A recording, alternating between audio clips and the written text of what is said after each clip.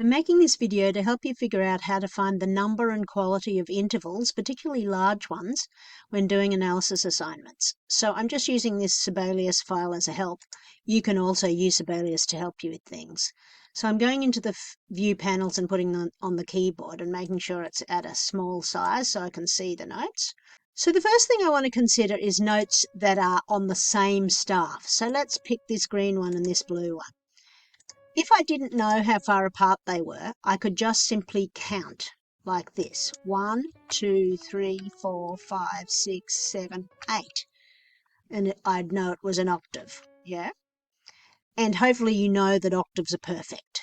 What about if I was going from here? I wanted to go from E4 to C sharp 5. You'll notice Sibelius will often tell you the exact name of the note. If it's within an octave, like on the fairly close together, I recommend this calculator.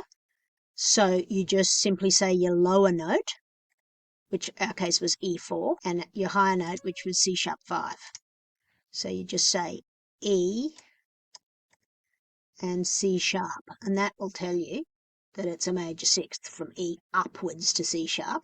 So that's, pretty good. You know what the actual note numbers are, and you know the size of the interval between this note and this note. But what if you wanted to find this note and this note? That's a lot more difficult.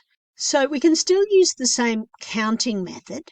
We can see that this is an A2 and this is a C sharp 5, yeah?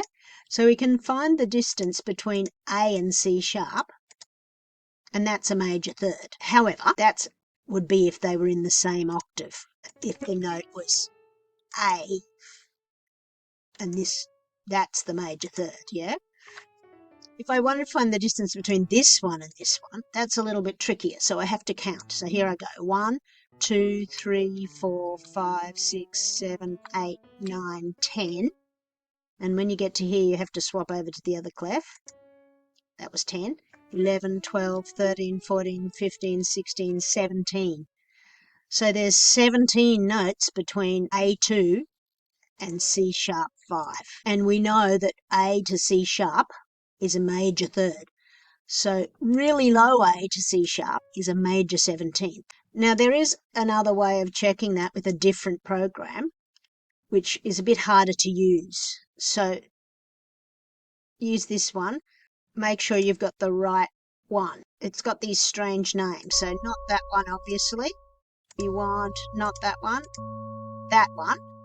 And obviously, there's a lot of options. We want C sharp 5, and that will actually tell us that it's a major 17th, which we already knew because we worked it out manually. Or another way to describe it would be that it's 2 octaves and a major third. So let's look at that phenomenon. There's the first octave. Here's the next octave. Here's the second octave. You can see it on the piano. So 2 octaves plus a third, or a major 17th. Good luck.